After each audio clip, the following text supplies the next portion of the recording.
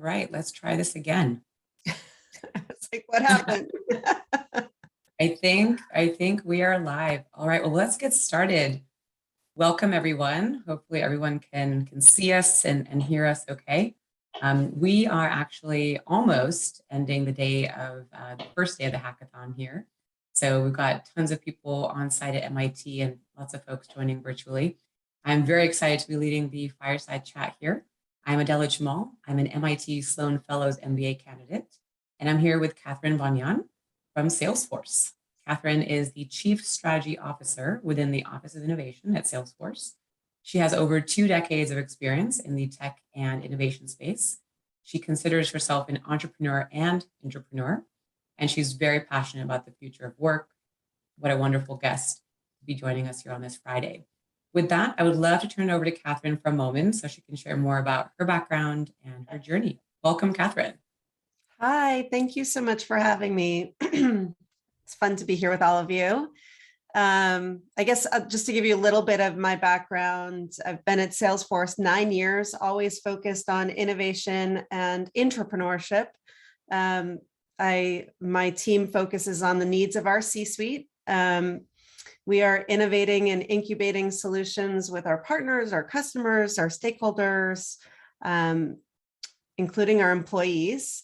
And we really love to focus on topics like the future of work, loyalty, decision-making, equality, sustainability.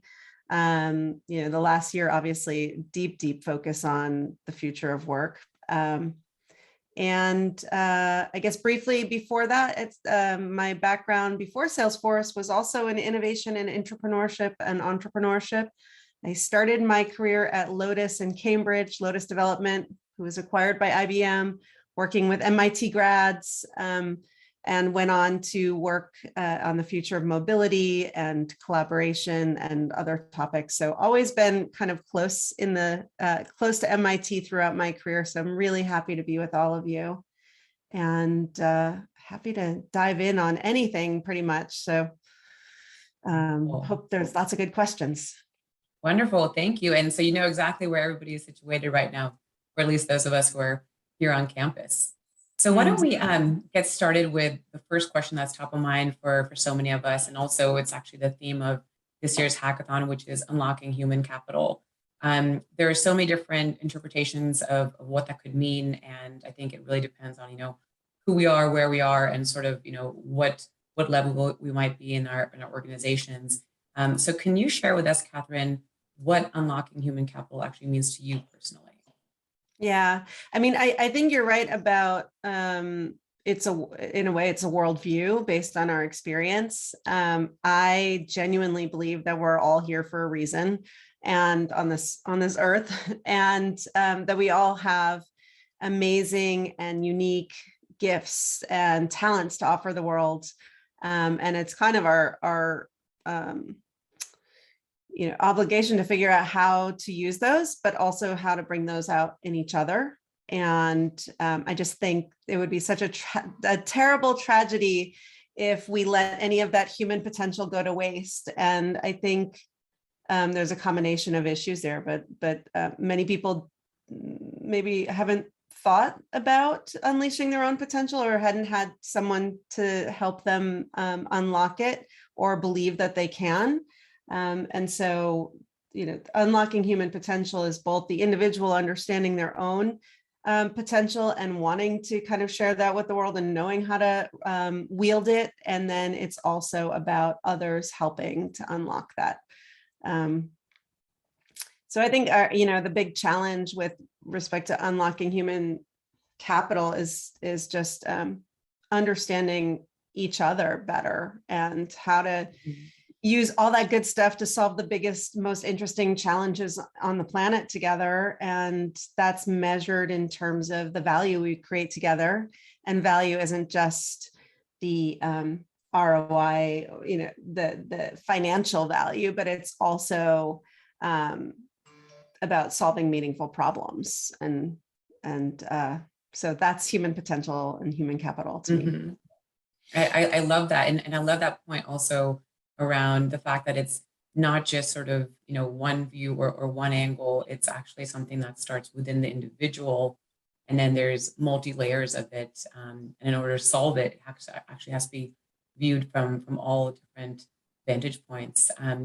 I really love that point. So I guess when we think about what our organizations are doing around this challenge, and also what Salesforce is doing and your team, can you share with us sort of, your view on how it's being tackled right now, and maybe even, what's worked and maybe what's not worked so well? Oh yeah, I have loads of stories. So, but first I'll say, as an organization, we're deeply thoughtful about culture. Our values are much more than words on a board. They are really embodied in our day-to-day work. They are used as a litmus test to decide whether or not we do something. Trust is our number one value. So, you often hear conversations around the organization where people will question if that will erode trust or build trust if you do this or that. So culture and values are fundamental. And then we are also really thought about how we work and how we enable people to do of their lives, their most meaningful work. And that means designing an incredible employee experience, team experience, manager experience, leader experience, and all of that requires a lot of deep listening and empathy in order to know what the challenges really are, and then solving for those with those stakeholders. So I think some of the things that we're doing right, like what for me, and I think for many of us, especially over the last 2 years, it's been challenging. And I think there's a whole new level of empathy and ways to listen to your teams, to your organizations. And it's not just the pandemic, it's racism, it's LGBTQ plus rights, it's the climate, it's war, it's been really challenging and difficult for us, and for many very traumatizing. So even just taking a step back and really focusing on mental health, we've launched a number of mental health programs and employee assistance programs this year. We've trained managers to not jump into meetings and ask like, how's your project going? Or how, give me the update on so-and-so, but really checking in on a human level. How are you? How are you really? And how are your children? And how's your family? And your situation, if you're single and living alone, and alone most of the time, all of those things, I think were new conversations. And we launched a few really fun things like, one, we found incredible mental health and like wellness experts that 3 times a week would broadcast to the whole company, from very brilliant who, help solve smallpox, knows everything about pandemics and epidemics and what have you, and having really great scientists coming and speaking to the company and answering our questions, to nutritionists who were talking about how to eat better and how to get exercise and things like that, and monks that would do meditation with us, and a whole roster of new opportunities for employees to come together, listen, and learn. We also did Salesforce Has Talent, which our own talent show with 60,000 people kind of leveling up to the point of some winners. Really fun. So there were moments that we were trying to create to help people through this tough time, but also to reconnect and have some fun together. But I will say, listening is it's hard. There's a human side. And then for a while, we were doing surveys, wellness surveys, employee surveys, and we went overboard. And people got like survey fatigue, like, just stop asking me, I'm not good. Like, don't. And, or I'm just tired of having this conversation. So we kind of scaled that back some. And then the other thing is, I think we got really good at looking at data. And so you don't always have to ask to see what's kind of going on. And we could see in our healthcare data or the use of our employee assistance programs, what's really going on, what are the needs. And we have a concierge service. It's essentially a call center for our employees, and it doesn't matter what the topic is. It's a little, it's more like Google actually than feels like a concierge than a call center, but it connects all of our HR, IT, any need that you have, any question you have as an employee, you go to the concierge and ask, and you get an answer. If it's not already a canned answer that we know the answer to, within 24 hours, someone's going and answering that question. And there were some weird questions over the last couple of years. So the interesting thing about that is we could mine all that data and see what people were searching for and looking for, and learning what the needs were of the organization, and then designing solutions for that. Like if all of a sudden people are questioning like menopause and how does menopause impact women at work, then we know like, hey, we should do some research on that and maybe design some programs for that. So anyway, like I could go on and on about like things that we do to make that experience great and tackle the challenges of human potential. But I think where companies generally kind of get it wrong is asking and listening and knowing, and then not taking action. Right. So the muscle to build is the muscle to act and be agile and keep innovating in that space. I love that. And, I think you shared just now so many great nuggets of information that, the folks who are actually in the room listening to this session will probably find really inspiring and motivating. They are sitting there with their teams trying to think about what has worked. And you shared, what your team has done, looking at the data, creating the forms, creating the surveys, but then also sort of the fatigue. And at the end of the day, individuals already, especially in the last 24 months, have so much on their plate. Maybe the last thing they want is, more work in a way. But at the same time, it has to be focused on. And I'm sure it's hard to find that balance, right? That balance of sort of checking in on people, working on a solution, and then also just giving people space to just sort of, exist and find their new footing. So thank you for that. So why don't we sort of jump to the next point? We've talked about your team. We've talked about some of the challenges. The future of work is something that we hear probably on a daily basis. Open your device and there's articles and there's so many trends out there. But I think that, now more than ever, considering what we've all been through, thinking about and recreating the future of work for everyone, because there is no going back, is something that we're all trying to figure out. What does that look like to you? And what does that look like maybe, even to your team? Yeah. Well, I can start at the macro level because we've studied this intensively. And our point of view is that there is not one future of work. So anything that I'm saying could or could not be true. Right?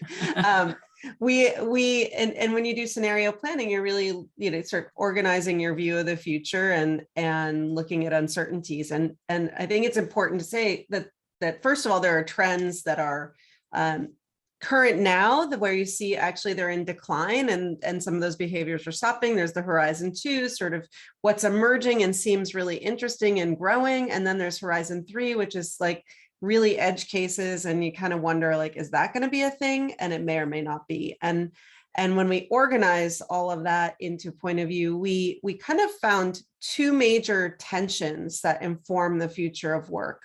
One is your business philosophy. And for us, we think about that from real shareholder-centered point of view to stakeholder. And how you make decisions in business really is dependent on your philosophy there. And then when you think about the other tension is talent in your philosophy towards talent. And there's the two ends of the spectrum are like, talent is transactional. We can buy the talent we need. We can get the talent we need. We can get rid of the talent we don't need. At a price, you can always get what talent you need.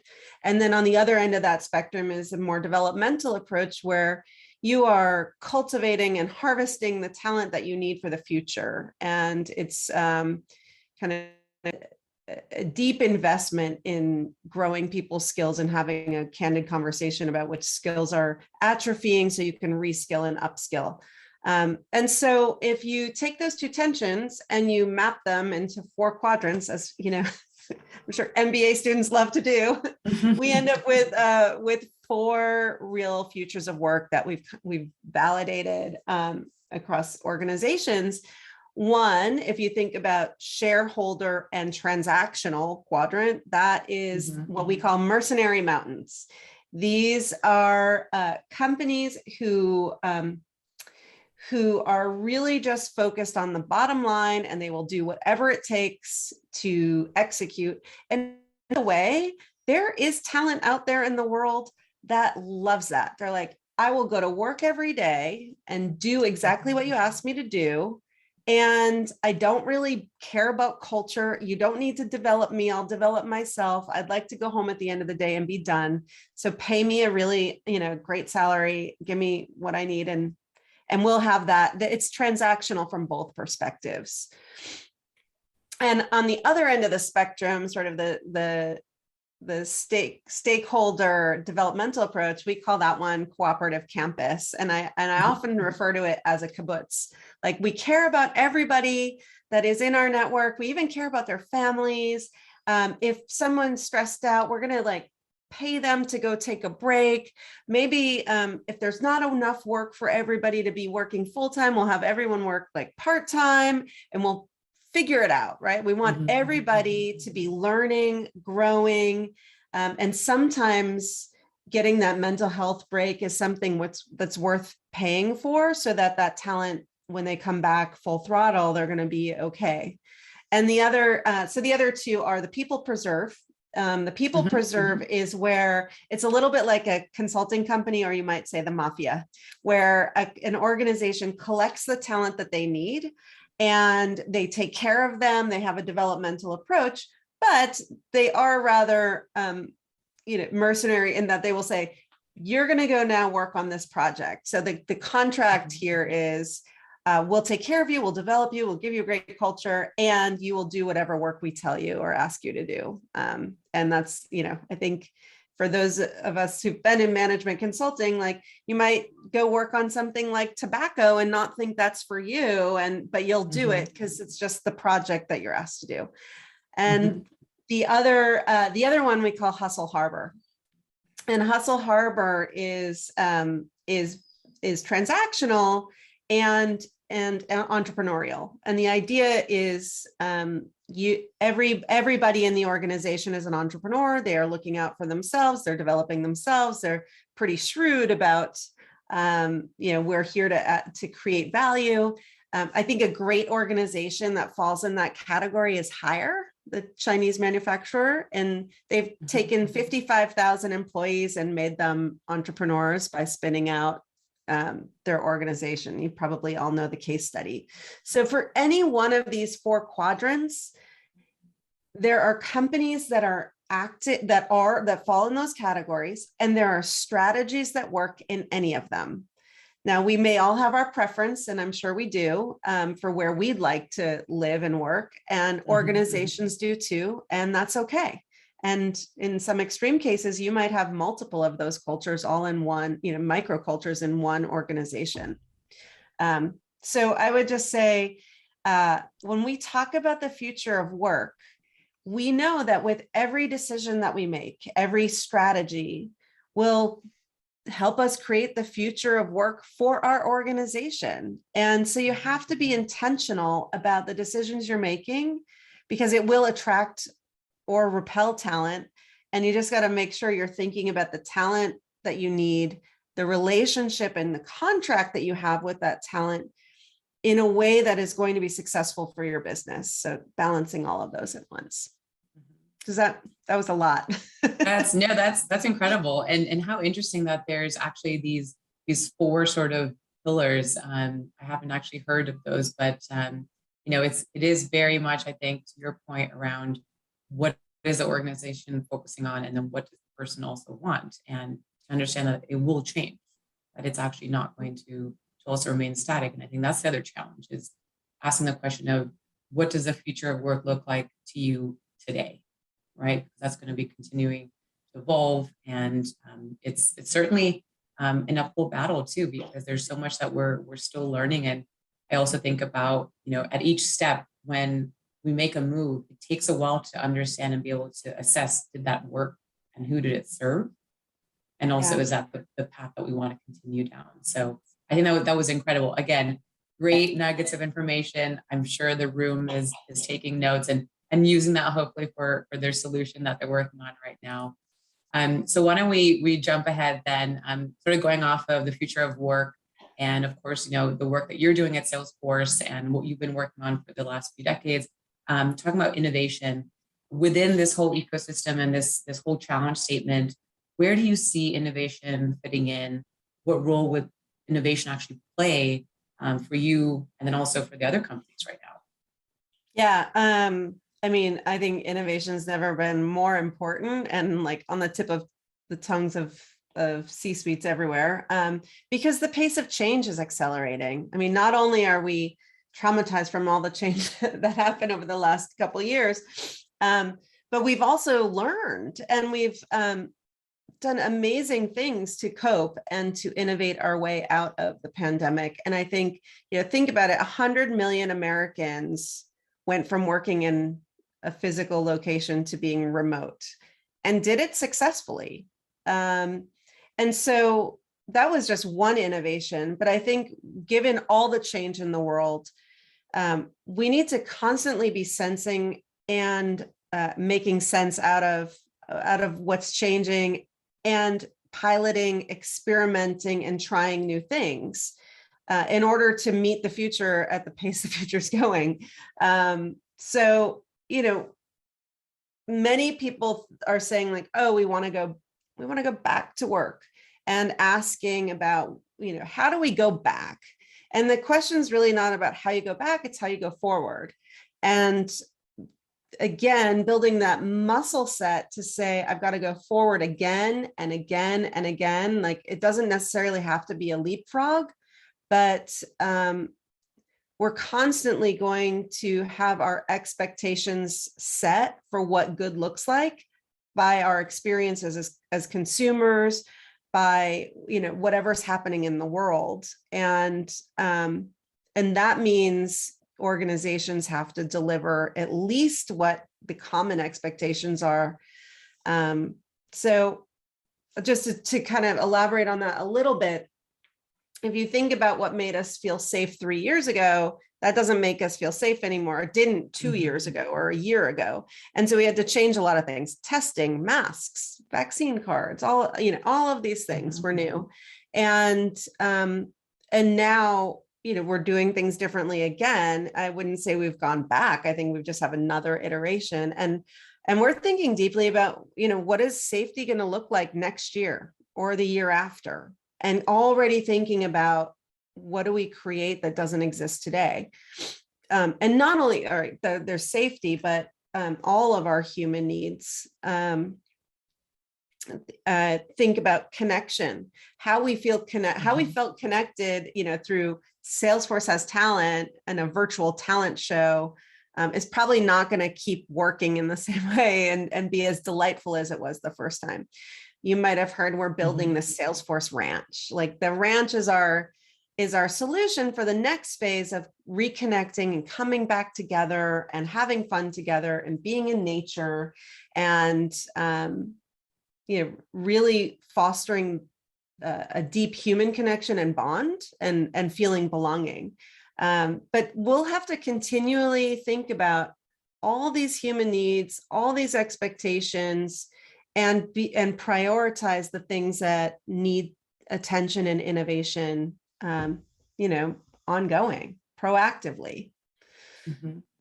Does that? Yeah, absolutely. And I definitely hear that. And I think it also goes back to what we started off talking about, which is sort of the understanding and the definition. And maybe we can jump into that next, which is, within this whole realm, then how would you describe innovation, right? Because we've got sort of like the different views and the different levels that we're speaking of. But again, you can break that down. I think it's incredible because, as you said, Salesforce is actually doing a ton of, a ton of great work and probably miles ahead of the next organization. Now, everyone has to work with what they can, but for you, how would you actually describe that piece of innovation? Yeah, and I noticed some of the comments in the chat are very relevant for this as well. I think, I mean, from a Salesforce perspective, there's a range of innovation. Actually, in the world, there's a range of innovation. So, I think two things that I've noticed over time, and I think there's a lot of science around this as well. One is related to risk and why we innovate. And so sometimes it's a reactive necessity and a defensive move to innovate. That tends to be more incremental.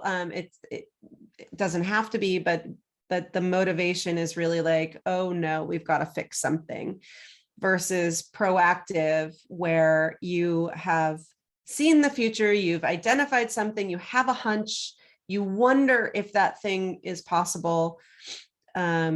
You're going on the offensive and you want to lead. No one else has done it yet. It seems impossible, and I'll go forth and do it. And I think, at Salesforce, we have a range of activities that fall, across that spectrum.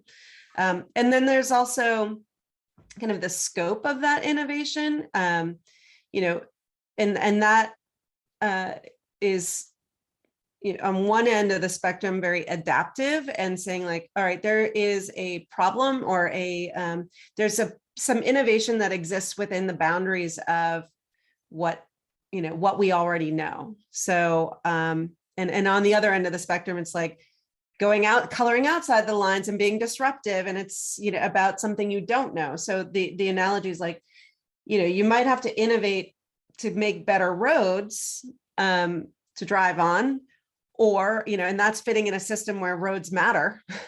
And then you might say, well, there's other innovation where, outside of the bounds of roads, like maybe we don't need roads. Like maybe everything's drones. Maybe our cars will be drones and everything's going to be delivered by drones and we don't need roads at all. And so I think you have individuals and teams who are naturally inclined to different places on both of those spectrums, and projects that likewise fall into that spectrum. And then as an organization, you have to decide, how much you're going to invest in the fixing and within the current structure, and how much you're going to invest in kind of experimenting and breaking things that could be really disruptive to their industry or to other industries. I guess. Absolutely. I can see that.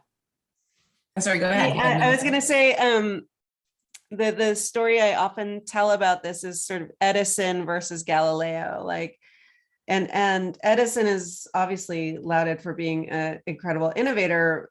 At the end of the day, though, like if you think about the light bulb, he didn't invent the light bulb, the filament light bulb. He Lewis Latimer had invented it, and Edison just made it better and made it faster to the patent office. And it was considered highly successful. Good for him. But I think that falls into the realm of kind of normal increment invention, making things a little bit better. And there's a lot of that needs to be done inside organizations. You cannot let it go, because it just, if it's broken, you got to fix it.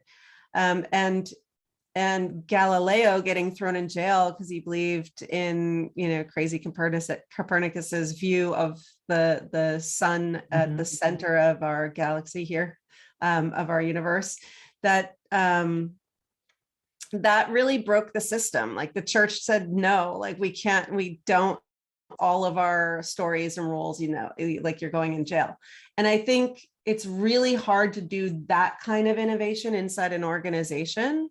And I think what was kind of cool about Salesforce's beginning, and many new entrepreneurs, I think new companies, can fall on the whole spectrum, but Salesforce saying, no software, we're going to be in the cloud and we're going to provide all these apps and services in the cloud. Like that was really, it was 1999. It was very provocative at the time, where people had floppy disks and trying to like upload their software. So, we have a legacy of that kind of innovation. And I think we just really genuinely try to make sure we have a focus, our eyes on both ends of the spectrum. Yeah. And I love that. I love that story, just about Galileo and even Edison and even Salesforce, because I think for some of us who watched the Salesforce story, you're absolutely right. No one thought this is where we would be, in 5 years, 10 years, 15 years. And so going off of that, for you and even your team, I mean, there's so many different innovations to think about. There's so many initiatives to sort of focus on. You could probably go in 100 different ways. How do you sort of select, what you want to focus on, and what are you actually excited about, even for yourself and your team? Yeah, I mean, clearly I get really excited about the human potential space, like all things employee experience. I also think it's a space that needs a lot of attention, and just our leaders need help. Like we did a research study that showed 70% of executives think that their employees are happy. And this was like, I think 3,000 executives globally. And only 44% of employees actually report being happy.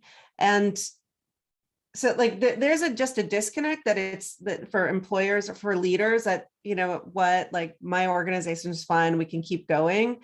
But to get the most out of our talent, we really need to design for them. And we've also proven that a great employee experience actually improves your customer experience. Happy employees make happy customers, and they go above and beyond to make customers happy. And that helps you grow. And I think it's a new model. It shouldn't be that complicated. It all makes sense. But if you talk to shareholders, or like, hey, why are you putting like another X dollars into the employee experience and making them happy? Where's my dividends? Right. So you've got to invest in the employee experience in order to make amazing things happen in your organization and in the world. And so I'm excited about that, and that shift is happening, and we're getting more focus on that. I'm also excited about sustainability, and we're innovating. We have a net zero cloud, and we talk about ecopreneurs, and there's so many. I go to and I have 2 of them at home, but I'm really excited about the next generation of leaders that is emerging, and their authenticity, their awareness, their like leaning in and learning, and have integrity about those things. So I for every Greta Thunberg, like there's 1,000 Greta Thunbergs in the world, and I'm excited about that and what they're going to create. And that's again coming back to human potential. Like, how can we all help each other, like lift people up that have amazing ideas and potential, and go solve things together. So I don't know if that's what you mean by what's exciting for me from an innovation perspective, but that's kind of it's perfect. It's perfect, because I think that's exactly what we're discussing, especially this year with our theme being unlocking human capital. We cannot move forward without thinking about the employee experience. We can't move forward without thinking about individuals, coming to work and bring their whole selves, which, once upon a time was not the approach that we had. It was not certainly the way that I thought about, approaching, my workplace, whether that was in a startup scene, mid-sized company or corporate America. So I think you're absolutely correct. We have to focus on the employee experience. And I think sort of like along those lines too, it helps us to think about what's happening right now and what's happened for the last 12 months and 24 months. So maybe you can talk about why the employee experience is actually so important today, and then also in the next year, and what we should really focus on when it comes to ensuring that we're keeping our eye, really on this important aspect. Yeah. So what's been interesting, going back a little bit to that future of work and those 4 futures, we've been holding workshops with leaders from all over, the globe and employees. And what's it kind of interesting related to the importance of employee experiences, I would say about 2/3 of people end up in that cooperative campus. Like, wouldn't it be great if that's how the world worked, right? Like, and the rest are scattered across the others. And it's kind of interesting. Like, yeah, there are people who are making that work for themselves. So cool. But I think during the pandemic, we had so much of a focus on like, what can we do to come together and solve, like, first of all, stop dying, start thrive, not even just surviving, but thriving together, help each other. We've got this war going on, and you see the world kind of come together around that. And where social cohesion was kind of, for a while, very challenging, it does seem that there's more and more cohesion happening. And then within an organization, I think there's a real need for clarity around what's the purpose of the organization, what's your, ambitious reason for being. And then it's getting all those people to rally around that, to understand the vision, believe in the vision, sign up for that vision, but also to do the most inspiring work of their lives every day. And to do that is also, we need to remove the chores, the friction of being an employee. And when you do that, the ROI is achieving your goals and growing. And so I think just generally the focus on EX is measurable now by the success of the company. And I guess the other side of this is just a change in leadership and leadership approach. Like, I've just seen across the globe a lot more vulnerability. Like, it's better now. It's okay now to say, I don't know. And like, yes, our teams want their leaders to have a clear vision for the future and know where we want to go together. But they also want leaders who are okay admitting, like, I don't know. I love your ideas. Let's figure it out together. And that vulnerability is new, and it creates agency so that, people feel like they can be part of the solution, that they're valued, and they can learn too, and they can be vulnerable in ways that we couldn't before. So I think all of these things kind of coming together will create a new, at least an impetus for a new employee experience. Yeah, and I really love that point too, because it's interesting when we say it out loud now, or we even discuss it like we are in this moment. There's so many, sort of takeaways that I just can't imagine, we had never discussed before, or it took, a global pandemic for us to actually start to boil it down and understand that these very simple nuggets were actually the key the whole time, right? As you mentioned, for example, the aspect of admitting or asking for help or saying I'm not okay or I don't have all the answers. It just seems so strange that we never actually discussed it before, but we had to take that journey, and we are here now. And so maybe before we shift gears, and we do have a couple of questions coming in from the audience, which is great. Is there anything that you'd like to share just as far as the last 24 months and what you've maybe taken away from the pandemic, or what you think is really the silver lining, apart from the great points that you already highlighted around empathy and transparency and authenticity? Yeah, I mean, yes, I will go back to sort of maybe one thing that's been really incredible internally. I think what I've learned is, and I think we've all learned, is like that empathy thing cannot be underestimated, and the vulnerability, reconnecting as human beings and making time for that, and that it's okay to make time for a walk and make time for breathing and for sleep and all those things. So I think there's a lot that we all learned over time. And so I'm taking that forward. I also think though, like underneath that is this agency. And one thing that we did that I just love, and I keep coming back to it, is we created what we call team agreements. And the team agreement, people ask like, how do you go hybrid? How do you decide who's working when? And we're like, we're not going to decide. We're going to let our teams decide. And so we created this team agreement structure, and who knows, maybe there's a good hackathon like pitch out there for this, because we just did it simply by, in a document. But team agreement basically says, from a corporate perspective, here's what we know about the science of the situation today. Like, this country's shut down, this country's open, like there's some general regulatory things that we're tracking, and we're saying teams can and cannot do these things. At the next level down, it gets to functional. Like, depending on your role, if you're in sales, like, can you or can you not meet with customers? Like, we have some policies.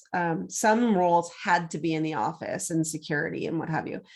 But for the most part, how we work day to day was left up to the teams, and we created a structure and a framework for them to have a conversation amongst themselves about what kind of work we do, how, when, where, and why, and align as a team and let them figure out what's the best way for them to function. So it's I think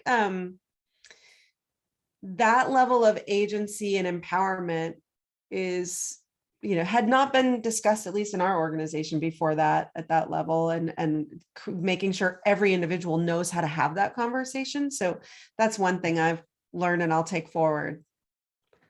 Yeah, and I think that's probably so true, for several organizations.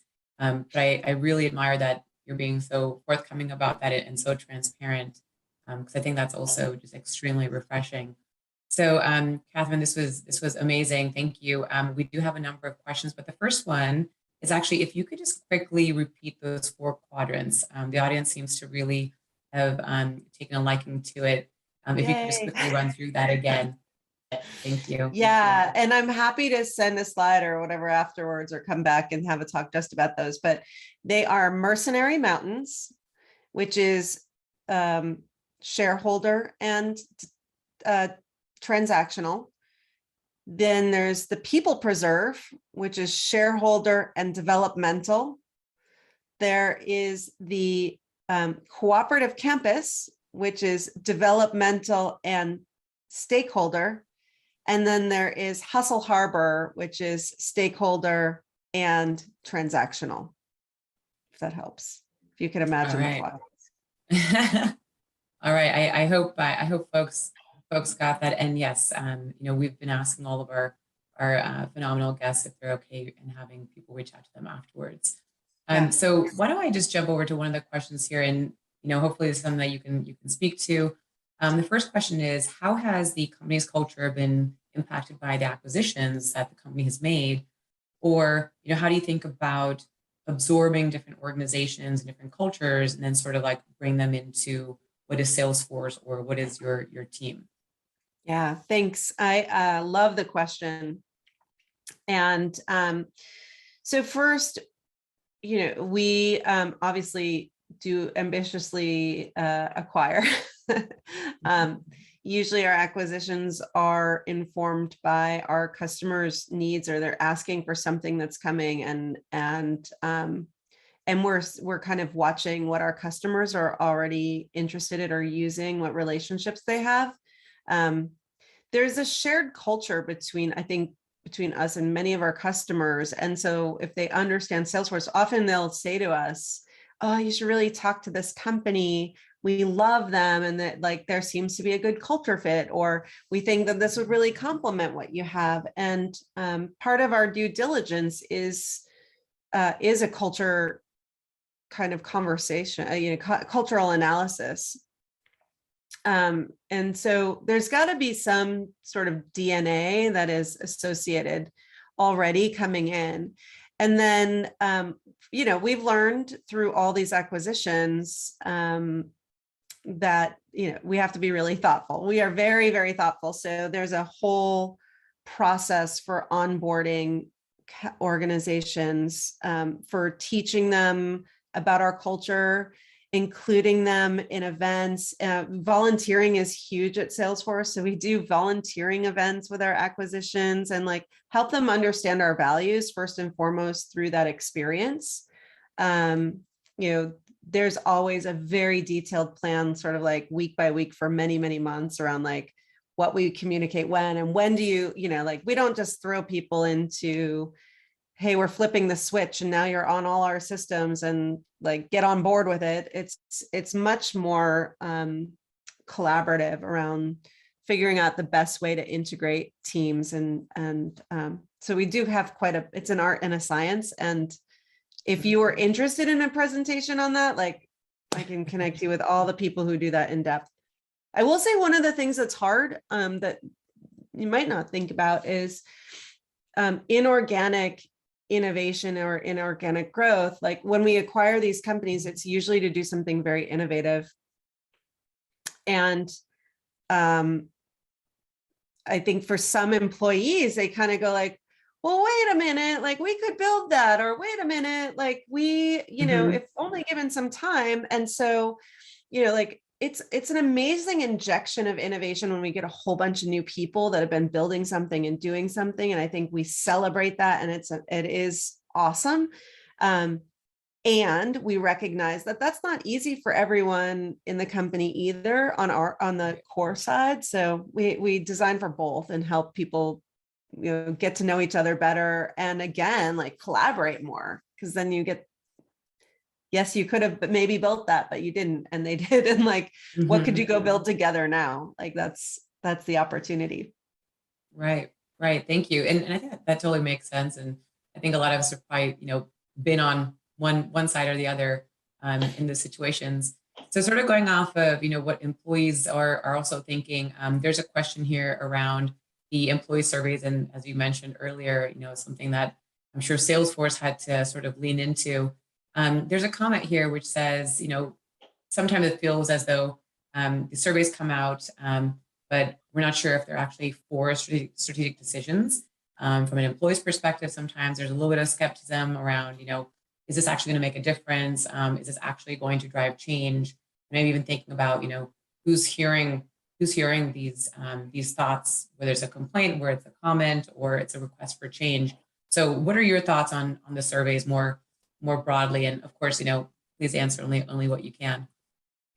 Yeah, thank you. And just to make whoever asked that question feel a little bit better, 31%, this is from our research, 31% of employees don't believe that companies act on their feedback, advice, or surveys. So like a lot of people in the world are very skeptical.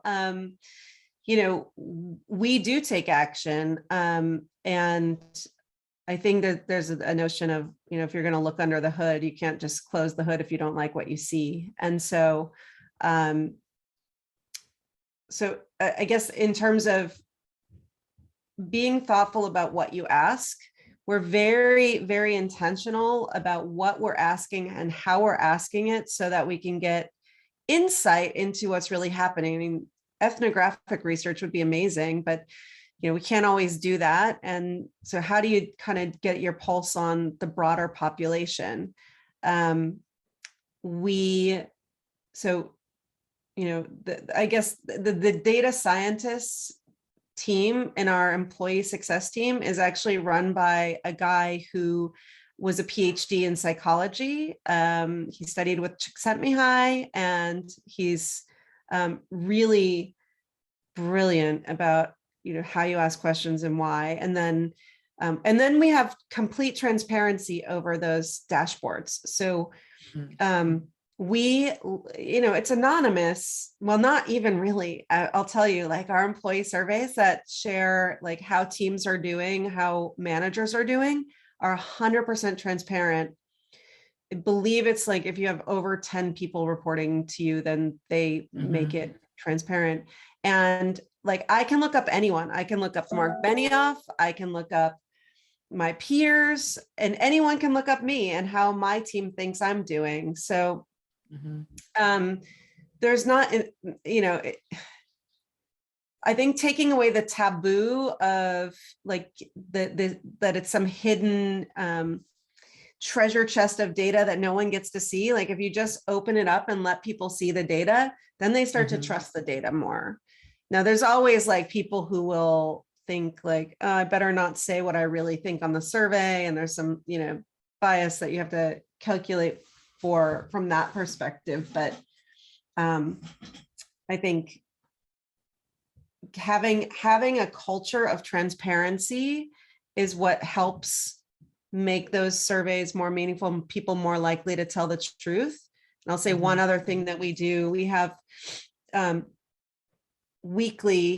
we have had weekly, sometimes in the past it's been like quarterly or what have you, but we have all company meetings all through the pandemic, every week, all company meeting, 60,000 people on Zoom with, our leaders answering questions. Usually they, have something to say and then ask questions. And it could go on for hours. Like some of them literally went on for hours because people still had questions. And so I also think having it modeled that you have genuine, sometimes tricky, sometimes uncomfortable answers to some questions, like just being honest and transparent, that feeds into the culture. And so anyway, we don't have, I would say like, we probably don't have some of the issues that other organizations have with employee surveys and employee listening.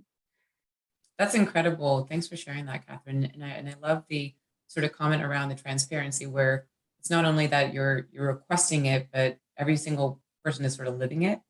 And it's no longer, the smoke and mirrors, which I think a lot of us have seen in past roles or past jobs. So I think that's certainly something that hopefully a lot more firms are sort of going to change towards. So maybe switching gears for a moment, there's a question around on the pay equity side. And there's a question here which says, how do we make the business case for executives to pay and sort of like push for pay equity when a big issue and a big concern for companies is labor cost? For example, if higher labor costs tend to mean lower profits, shareholder value, et cetera, that's a hard one, not one that we're going to solve right now. But what are your views on how to balance that out? If you would, well, you just got to do it, and I think we've been out in front on this for many years. So I'll just give you a little like Salesforce lore. And I'm going to forget the year because I was here already, but I want to say like 2015-ish, maybe 14. Our chief people officer, a woman, went to Mark and said, like, we've got a pay equity problem. I don't believe people are being paid fairly. And he could not believe it. Like with our awesome values and, we're just such an amazing company that like we must be paying everyone equally. And so he said, sure, go run the data, prove it to me that we're not. And she was like, well, again, going back to like, if I lift the hood, you can't just shut the hood, like you're going to have to do something about it. And he was like, fine, but I don't think you're going to find anything. And of course we did. And we ended up writing like $5 million of checks.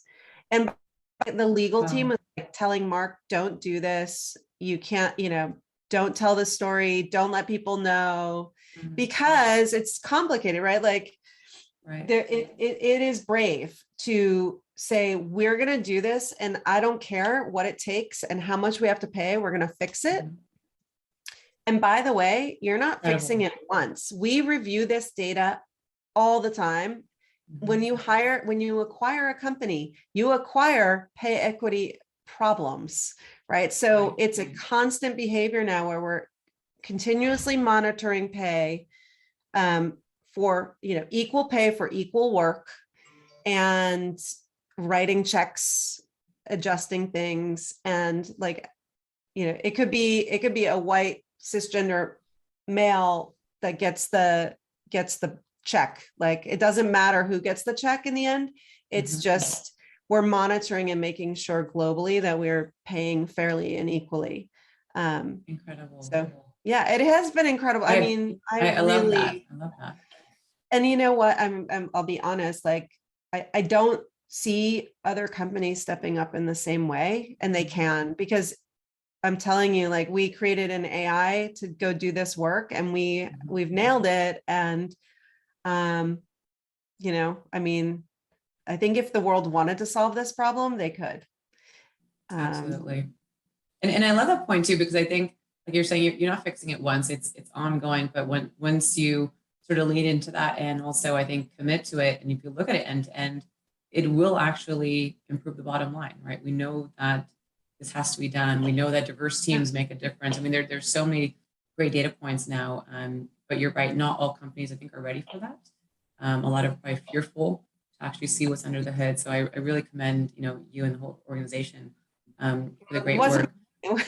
But I am very grateful for our brave activist leaders that are, like, really care about that. Absolutely. Well, Katherine, I think we've just got a couple of minutes here, and we're going to wrap up so that we can actually hand it over to Ale, who's one of the co-directors of the hackathon this year. But thank you so much for being here. Thank you for being so open and transparent with, your views on innovation, on technology, the future of work, what we need for the employee experience, and also what success looks like.